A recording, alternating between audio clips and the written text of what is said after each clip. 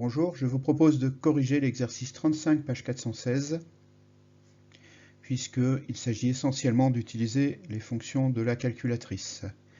Donc la première question, c'est calculer P de x égale 10 et P de x égale 8 quand x suit une loi binomiale de paramètres donnés. Ça, une calculatrice sait le faire. Donc voici ici un écran de TI-83, du moins son émulateur. Si on veut calculer la probabilité que x soit égal à une valeur, on commence par aller dans seconde distrib, puis on va choisir la distribution binomiale FDP, qui est ici en A. Le nombre d'essais, c'est 75, c'est la valeur de n. P, c'est P, 0,09. Et ici, on veut P de x égale 10, donc on va saisir 10 et on va saisir coller. La formule qui est là, c'est celle qu'il faudra utiliser si vous avez une machine un peu ancienne où il n'y aura pas le menu. Bien, je refais la même chose maintenant, mais cette fois-ci avec 8 au lieu de 10. Et je vais obtenir, j'ai été un peu vite, la valeur de la probabilité de x égale à 8, qui vient donc de s'afficher ici. Passons au début de la question B, où on me demande de calculer, cette fois-ci, non pas la probabilité que x soit égal à une valeur, mais que x soit inférieur ou égal à cette valeur. Là encore, il y a une fonction spéciale sur la calculatrice. C'est la fonction binôme frep. Donc on la trouve à nouveau avec seconde distribution, puis on va à nouveau descendre jusqu'à trouver binôme frep qui est juste au-dessus de la précédente, en dessous pardon de la précédente, et vous rentrez à nouveau les valeurs, donc de n, 75, puis de p, 0,09, et la valeur de x qui est ici égale à 5. Oui, voilà.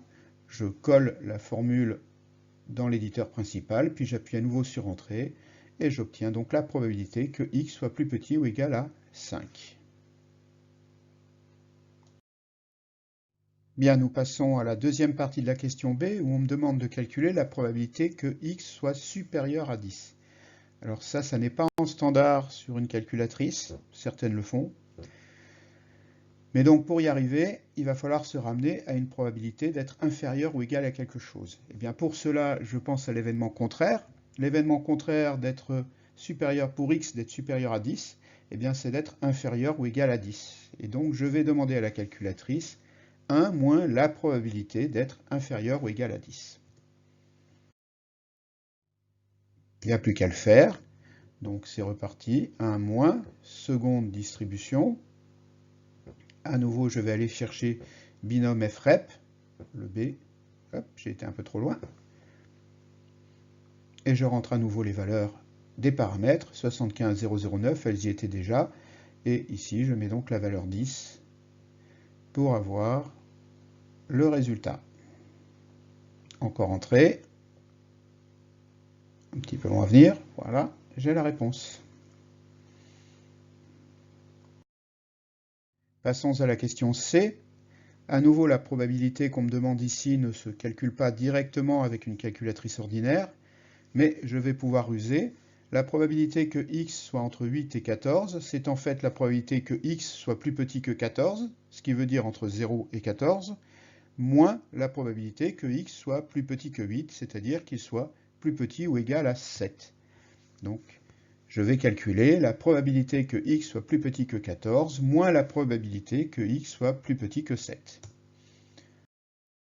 Faisons-le. À nouveau, c'est encore les mêmes fonctions. Seconde distrib.